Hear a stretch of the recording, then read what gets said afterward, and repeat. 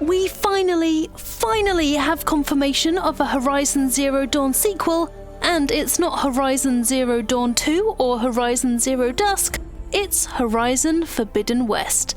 During Sony's PS5 stream, the trailer for Guerrilla's next game featuring Aloy, aka Baloy, premiered, showing that the flame-haired Seeker is leaving her usual haunt to voyage to the west of what to us is present-day America, but to Aloy is the Forbidden West. There, she's going to meet new robots, new wildlife, and new tribes, but there's a familiar face among all those discoveries: Sylens. But before I get ahead of myself, here's our Horizon Forbidden West trailer breakdown, which delves into everything you might have missed. There are spoilers in here for Horizon Zero Dawn, so don't watch this if you haven't finished the game. Still here? Good. Follow.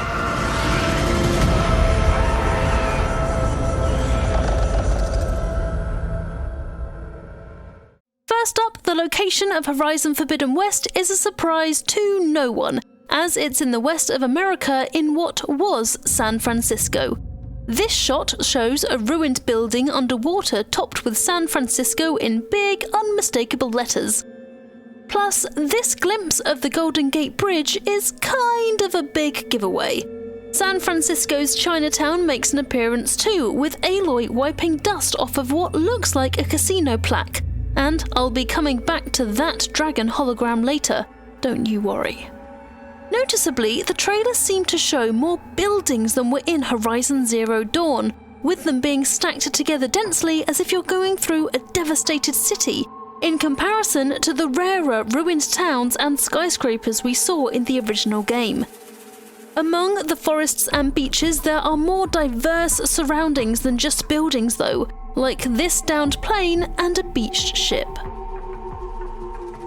This could be a sign that there's going to be more urban exploration in Horizon Forbidden West, as in the first game, finding all of those holograms and audio tapes in overgrown rooms rampant with greenery made you feel the full effect of the devastation that annihilated the human race. San Francisco looks to be the main location then. However, aside from that, and like the first game, Aloy is going to be branching out to more diverse locales too. So there's this snowy area Aloy climbs through here, possibly taking a cue from the Frozen Wilds DLC. Since the Pharaoh Plague, the world has changed a whole bunch, and nature has taken back human landmarks in the desert too, with this ruined road full of abandoned rusty cars. Like Horizon Zero Dawn, which also had snowy zones where the Banuk originate, and arid zones where the Karja came from, Horizon Forbidden West is going to have a range of climates, and, I'm betting, weather-specific robots to match.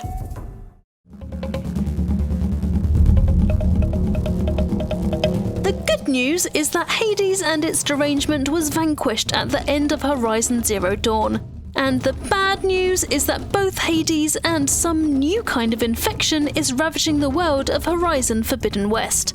Sylens is definitely behind the return of Hades, as their friendship, actually alliance is probably a better word, was revealed at the end of the first game, but I'll get back to Sylens later. This new infection, or parasite, or plant life, looks like it's separate from Hades. Take a look at the plants that spring up around infected areas, and they look almost like they have the same plating design as the metal legs of corruptors and metal devils, but made out of leaves rather than metal. Could this parasitic plant be some kind of biological weapon accidentally, or purposefully, created in a cauldron? Hades is the famous subfunction of Gaia, the AI who brought Earth back to life after it was ravaged by the Pharaoh Plague. But there's two more who could be behind this red organic parasite. Artemis and Demeter were in charge of reintroducing animal life and plant life respectively into the world, so one of them could have gone rogue and created an organism that sucks the life from anything nearby to grow. Out of both of those subfunctions, it sounds like it would be more Demeter's doing, as this does look like a plant or fungus rather than a creature. As well as draining the life from the earth, it could also corrupt creatures, as it looks like it's growing on the back of this angry, rather large turtle. Mind you, that would be repeating the entire derangement theme of the first game, so Guerrilla might take the infection storyline somewhere different. Whatever's happening with the new infection, it could be linked to the ominous red lightning crackling through the sky. Now, that's a bad omen. That red lightning feels to me like it's going to be very significant indeed, as it's linked to the events of a Horizon Zero Dawn in a major way, and I'll be getting into that more in the story section. As the Horizon Forbidden West trailer was made up of cinematic elements, we didn't get many clues about the gameplay apart from one big one: Aloy underwater. Yup, sections of the game are going to be underwater. Aloy has found a rebreather or oxygen supply somewhere that lets her breathe underwater, possibly harvested from a snapmaw or some aquatic robot, or found deep in an abandoned lab. Like the world above the waves, these underwater locations are probably going to have combat too, as this snapmaw is shown swimming quite close to Aloy, although the wiring near its head is blue, meaning Aloy has hacked it to be her buddy and protection. Underwater ruins are just waiting to be explored, like this San Francisco building, with Horizon Forbidden West possibly taking cues from Assassin's Creed Origins and Odyssey. As either Cassandra, Alexios or Bayek, you could swim under the waves to discover ruined temples, loot and caves. The entirety of the areas underwater were explorable, which could be incorporated into Horizon Forbidden West. Now, I'm not sure that this structure in the desert is a bandit camp, but it looks pointy and jagged, which is a very bandit aesthetic. Strangely, there look to be solar panels around the edges of it, which means they're powering something inside. Perhaps the bandits in Horizon Forbidden West have access to more advanced technology, or are building something themselves. So your gameplay around clearing bandit camps is probably going to be a lot more in-depth, possibly with a central core to shut down to make sure the towers don't work anymore, and to prevent them from helping the bandits, however the hell they're managing that in the first place.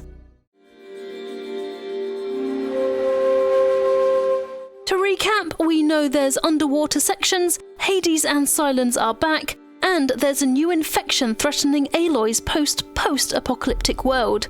As well as all that, there's no major change in Aloy's outfit or look, so we can safely assume that not much time has passed since the events of Horizon Zero Dawn. One of the things that's easy to overlook in the trailer is the fact that in the west of what used to be America, there is a lot more wildlife than we're used to. Foxes, hermit crabs, pelicans, seagulls, tons of fish, manta rays and crows are all shown in the trailer. Could Artemis be more powerful over here? Artemis was the AI sub-function in charge of reintroducing animal life to the world, so it could have focused its efforts on the West after it went rogue. Potentially meeting with Artemis could be a stretch, but there's plenty more story hints in the trailer. This incredible holographic dragon is linked to a casino found by Aloy in the ruins of Chinatown, but could be more than just a pretty light show. When Elizabeth Sobek talked with Gaia, and further in the game when you watch old messages from her, Gaia is presented as a hologram. If AIs are presented as holograms to interact with humans more effectively, that dragon hologram could be the casino's AI. It's a stretch, but I, for one, would love to natter with an old world AI and see what it thinks of everything that went down.